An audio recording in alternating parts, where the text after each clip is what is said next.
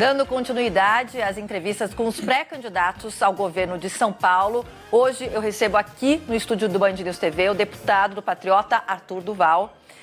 Deputado, bom dia, bem-vindo por aqui. Bom dia, obrigado pela oportunidade.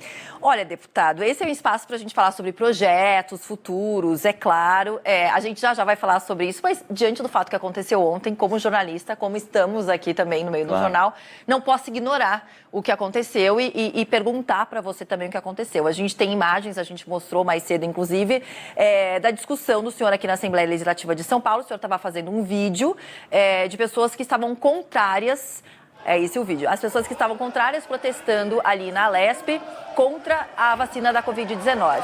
Até que o deputado veio e tentou fazer com que você parasse essa filmagem, né? Eu até peguei no seu Twitter aqui, ó. O senhor postou o vídeo e falou o seguinte: fui filmar os antivacinas na Alesp. Um deputado bolsonarista, no caso, a gente está vendo aí no vídeo, o senhor está se referindo ao Gil Diniz, né? Não gostou e tentou arrancar o celular da minha mão. Essa imagem viralizou.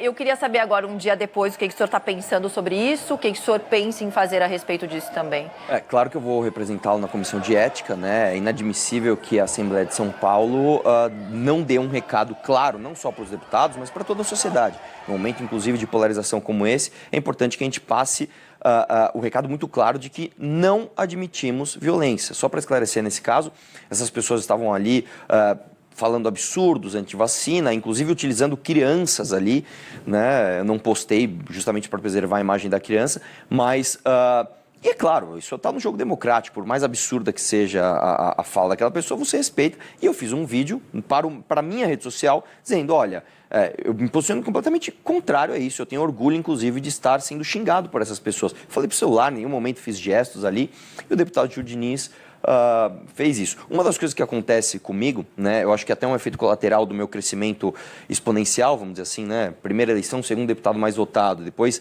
eleição da prefeitura, 10% num partido pequeno, sem tempo de TV, sem fundo eleitoral, que eu não uso por princípios, é esse efeito de que, puxa, é muito brigão, é muito ranzinza, tá sempre... que é justamente, né, a fama do paulista fora de São Paulo, mas é quem resolve. Então, quando a gente vê os números do mandato, a gente vê que não é só isso, né? Não é a briga pela briga, isso sempre tem um propósito de trazer o resultado, e o resultado veio. São mais de 4 projetos aprovados em menos de 3 anos de mandato, a redução de contratos de publicidade milionários da Assembleia, verba de gabinete que ia ser aumentada e não foi aumentada por minha causa. E uma coisa histórica que eu faço questão de tratar aqui, que isso nunca aconteceu em lugar nenhum do Brasil, da redemocratização até agora, que é a redução do salário dos deputados. E foi o nosso mandato, com este jeito, que conseguiu. Então, é uma calibragem entre marketing, como é que eu vou dizer, polêmica e articulação e resultado. Tá certo. Bom, deputado, claro que eu não podia deixar de perguntá-lo sobre isso. A gente abre espaço no Band News TV também para escutar o deputado Diniz, se ele quiser falar sobre esse assunto, porque como jornalistas, a gente sempre tem que escutar os dois lados da questão, né? Agora vamos falar de futuro então, que é o que importa, são as eleições do ano que vem e as pessoas querem conhecer esses pré-candidatos. O senhor estava falando de polêmicas, o senhor tem um canal no YouTube com quase 3 milhões de inscritos, inclusive. A sua campanha vai ser recheada com esse marketing que o senhor estava falando aí, com polêmicas? O senhor pretende pegar as redes sociais, as plataformas digitais, com isso acaba também chegando mais aos jovens, né? Sim, na verdade, conforme a gente fez na eleição da prefeitura, onde as pesquisas me davam 1% e eu tive 10%, como eu te falei, num partido nanico, sem tempo de TV, sem fundo eleitoral, que eu também não uso, a gente se utilizou das redes sociais e da nossa militância, que é maravilhosa, para replicar as nossas ideias. E a minha campanha de prefeitura, ela não foi recheada de polêmicas, ela foi recheada de propostas. Então, a gente traz propostas robustas e muitas delas, inclusive, que outros pré-candidatos ao governo sequer podem falar. Uma que eu falo, por exemplo, é a revisão do nosso pacto federativo. O que é o pacto federativo? Hoje nós temos, infelizmente, uma Constituição que tira de São Paulo 90% dos nossos recursos. Só trazendo para a vida real aqui, a minha mãe foi professora da rede pública a vida inteira. O piso salarial hoje do professor da rede pública está em torno de R$ 2.600 aqui em São Paulo. O professor do Maranhão ganha quase R$ 6.000. O policial de São Paulo hoje é o policial mais mal pago de todo o Brasil. E por que isso acontece? Porque nosso Estado não é produtivo? Porque nosso Estado não arrecada? Muito pelo contrário. Porque a nossa arrecadação aqui é arrancada da gente e jogada em Brasília para Lulas e Bolsonaros gastarem mal esse dinheiro. Então, a revisão do Pacto Federativo é fundamental para que a gente tenha, inclusive, margem orçamentária para fazer o que precisa fazer. Por que isso nunca é debatido? Normalmente porque os candidatos a governo já são candidatos a presidente. Então, não pensam no nosso Estado. É por isso que a minha candidatura é diferenciada e eu pretendo trazer propostas aqui inovadoras para essa eleição. Falando em propostas, então, já que o senhor puxou para a área da educação, sua mãe, inclusive, é educadora, então vamos perguntar pela área da educação, deputado, porque a gente sabe que, pós-pandemia, as coisas vão ter que se ajustar. Ou o certo, o correto seria que elas se ajustassem, né? A gente tem uma realidade em que nesse Enem, no próximo Enem, vão disputar vagas à universidade pessoas que tiveram alternativa nesses últimos 2 anos de estudar em casa, tiveram computador, luz para isso, e outros candidatos que ficaram paralisados porque não tinham condições. Que projeto o senhor tem nesse sentido para tentar equalizar a educação no estado de São Paulo? Eu vou te trazer o projeto e depois como fazer, tá? Porque promessa todo mundo faz, mas não fala de onde vai tirar, né? Então, o que eu apresento aqui é o Escola 360. O que acontece? Quando eu era criança, eu pulava o muro da escola do meu bairro para jogar bola. Isso é um absurdo, isso não pode acontecer. A escola tem que estar de portas abertas para todo mundo. E o principal problema de São Paulo, eu vejo, não é nem orçamentário nessa questão da educação. Nós temos uma secretaria que tem mais de 35 bilhões de reais para serem investidos em educação. O problema é que hoje o aluno ele não ama a sua escola.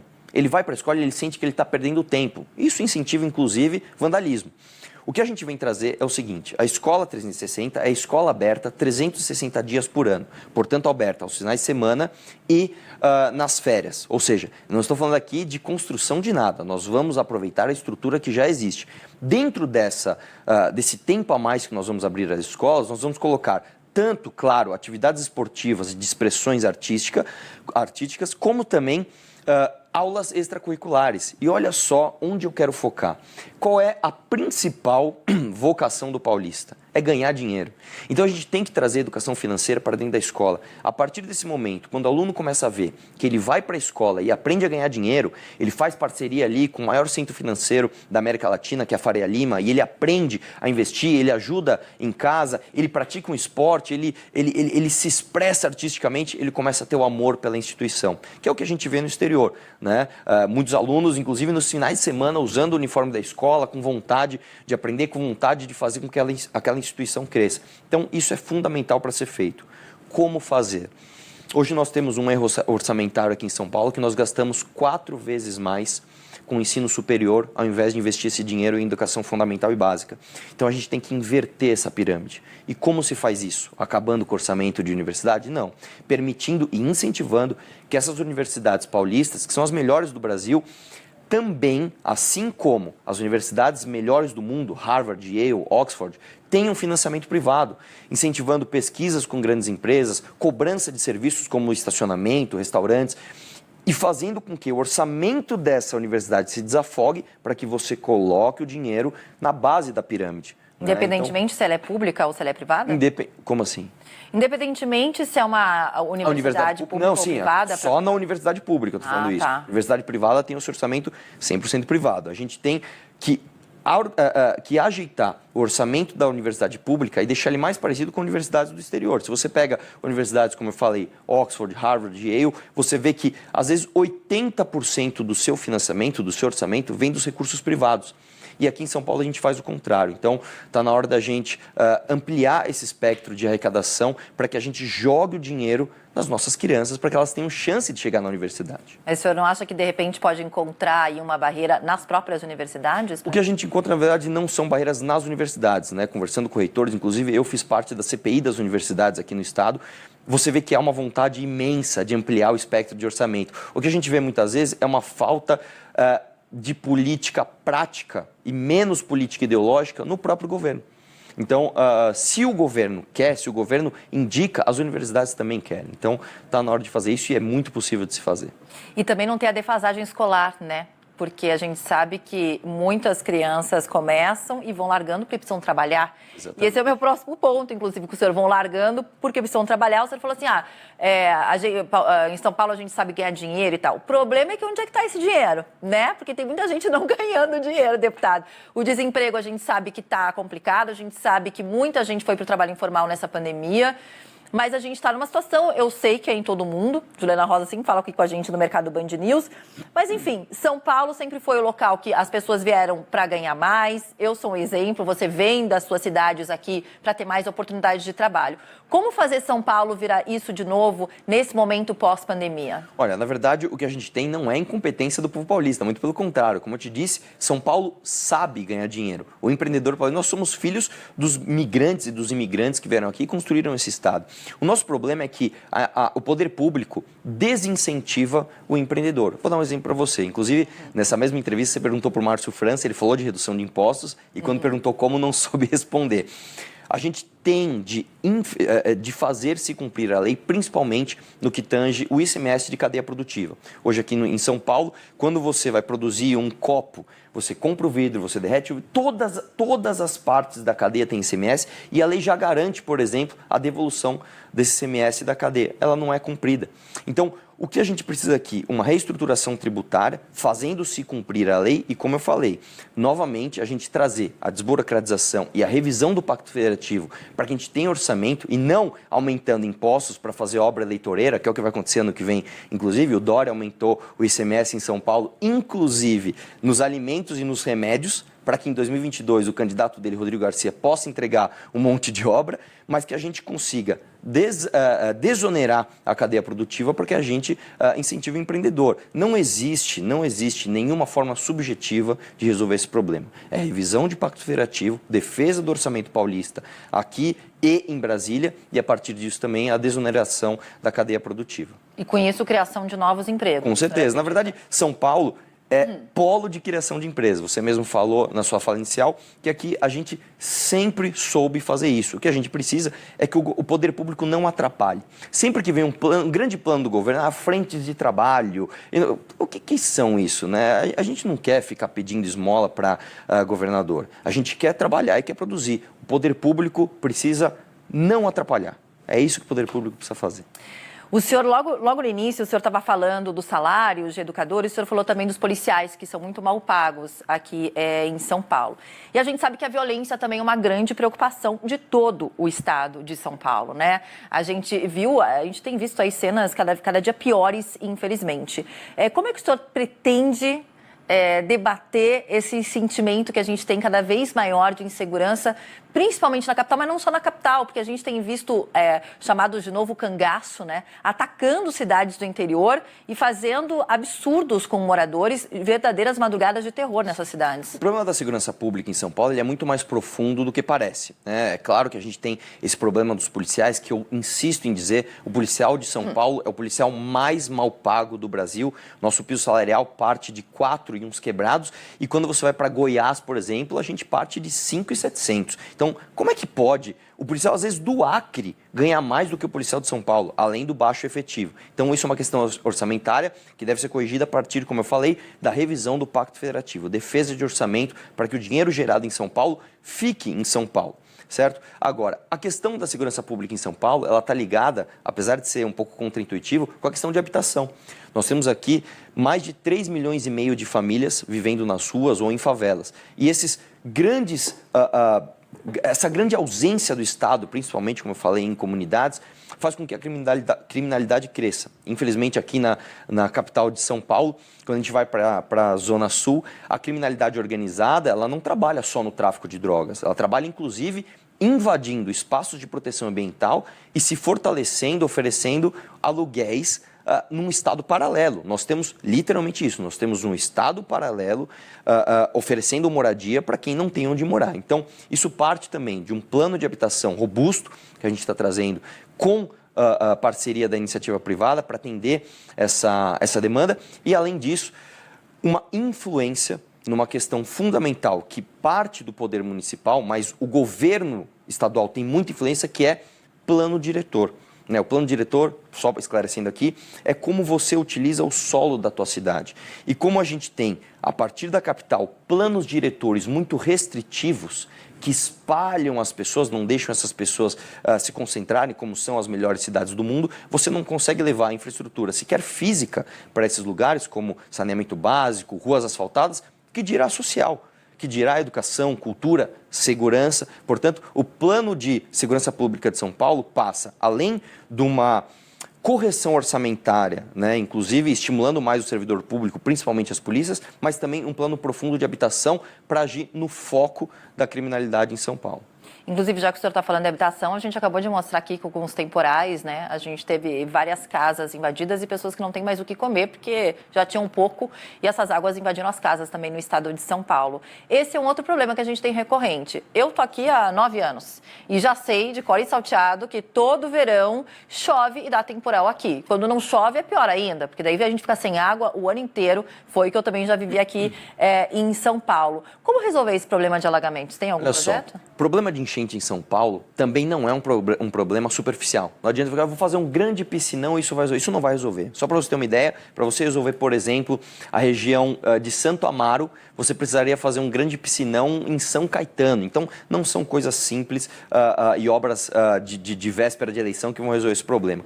Isso passa necessariamente pelo entendimento até da história do nosso estado, que parte, é claro, da capital, ignorando completamente a sua malha viária, né, a sua malha hidroviária, né, quando a gente teve o grande debate nos anos 20 ali, entre um grande defensor da indústria automobilística e um grande planejador de São Paulo. Infelizmente, o lobby das indústrias ganhou e a gente ignorou, retificamos todos os nossos rios, inclusive as marginais, e transformamos essas áreas em áreas de várzeas. Então, desde aquela época, desde o início do século XX, a gente tinha a possibilidade de resolver esse problema e não resolveu. Como fazer isso hoje? Isso passa necessariamente por educação da população, para que, parece uma coisa simples, mas para que não jogue lixo nas ruas. Os córregos muitas vezes existem e são amplos. O problema é que eles estão entupidos. E limpeza. É limpeza de córrego hoje que resolve problema de enchente. Então, é educação da população, limpeza de córrego, e aí a gente chega num problema mais profundo. Você não vai resolver o problema de enchente em São Paulo se você não resolver o problema da habitação. Com 3,5 milhões de famílias morando em favelas que sequer têm acesso a saneamento básico, como é que você vai resolver o problema de enchente? Então, passa de novo, como falei, por esse programa de aperfeiçoamento dos planos diretores, trazerem as pessoas para as melhores regiões das cidades, como é em todo lugar do mundo, e parcerias com a iniciativa privada para imóveis de aluguel popular, para que a gente tire essas pessoas dessas condições inadequadas de habitação. São muitas pessoas. 3,5 milhões de famílias hoje e o déficit cresce 10% ao ano. E o senhor acha que em 4 anos, se eleito... Em 4 anos não, mas o meu plano é o Favela Zero em 20 anos. Nós temos um plano que ele extrapola, claro, o tempo de um mandato, mas a gente está aqui para reeleição. A gente está aqui para fazer um plano estrutural de resolver o problema. E em 20 anos nós podemos resolver o problema de habitação em São Paulo. Inclusive eu trago o programa Favela Zero. Claro que não vai dar tempo aqui, mas eu espero que as pessoas procurem saber como resolver esse problema. Deputado, está chegando ao fim, mas eu não podia deixar de perguntar para o senhor da área da saúde. A gente está hoje com um surto de gripe, inclusive, aqui em São Paulo. A gente teve antes a pandemia e a gente sabe que vacinação ficou para trás. A imunização contra a Covid andou, mas a população deixou outras imunizações para trás. Como é que o senhor vai tratar a área da saúde e a questão da vacinação? Tanto desse novo vírus de gripe, que deve estar incluído já na vacinação da gripe do ano que vem, como a continuidade também de outras vacinas. Alguma campanha, algum projeto? O senhor é contra, a favor? Completamente a favor. Inclusive, o Brasil é um grande exemplo, não só de estruturação na vacina, mas de adesão. Nós somos o país da América Latina que mais aderiu à vacina. Esse discurso negacionista de que vacina é uma invenção da China para colocar um chip e te transformar num comunista... Isso aí é de uma minoria barulhenta, como eu te falei, na Assembleia a gente acabou de ter esse exemplo, mas que não faz parte da realidade do brasileiro consciente. Agora, é importante entender o SUS, né? O SUS, ele é um programa novo, relativamente novo, tem pouco mais de 30 anos, e ainda existe muita confusão, principalmente na cidade de São Paulo, por causa aí, tem que dar nome aos bois, da gestão Maluf, inclusive, né? A gestão Maluf, ele colocou o PAS aqui, desestruturou todo o SUS, mas enfim, como é que funciona o SUS? O SUS é um sistema tripartite, onde o pronto atendimento básico fica a cargo dos municípios. A pulverização, então, quando a gente fala de vacinação, você vai no UBS se vacinar. É muito mais um esforço do primeiro contato que você tem com a saúde, que é do município, e depois você tem a média e alta complexidade, que é a responsabilidade do Estado. O que precisa ser feito em primeiro lugar? O Estado assumir esse compromisso e pegar para si toda a média e alta complexidade. Eu moro no Tatuapé, por exemplo, a gente tem o Hospital do Tatuapé, que atende média e alta complexidade e é de administração municipal. Isso não pode acontecer. Tanto orçamento quanto administração tem de estar necessariamente sob a tutela do Estado. É hora do governo do Estado assumir essa responsabilidade. Esse é o primeiro ponto. Segundo ponto, a gente tem que fazer o que dá certo. E o que deu certo na história de São Paulo? Mutirões. A gente teve um grande exemplo de bem-sucedido, que foi o mutirão da catarata, por exemplo. Resolveu o problema da catarata em loco, antes dele chegar ao hospital. Nós temos de fazer mutirão de outras especialidades ao redor do estado para que o problema não chegue ao hospital, para que o problema seja resolvido em loco. E uma outra coisa que a gente precisa resolver, e é fundamental, e todo mundo que precisou de média e alta complexidade sabe, é a regulação do CROSS. Toda vez que você vai para um hospital, você não chega direto no hospital. Você primeiro passa pela regulação municipal, o CROSS te coloca no hospital de especialidade. O problema do CROSS é que você tem um efetivo muito baixo e ele está todo concentrado na capital. Nós temos que fazer os CROSS regionais, afinal de contas, não tem como uma pessoa de São Paulo saber todas as especificidades, inclusive de rodovias e transporte, de todo São Paulo. Fazer os CROSS regionais e agilizar a regulação, porque a estrutura existe. Agora, a regulação é fundamental. Claro que existem alguns déficits, né? Por exemplo, a região da Campinas, ali, você tem ali um hospital para atender mais de 1,5 milhão de pessoas, então tem algum déficit estrutural, mas antes de tudo, antes de falar em obra, antes de falar em gastar dinheiro, a gente precisa tratar da eficiência e isso se faz com gestão.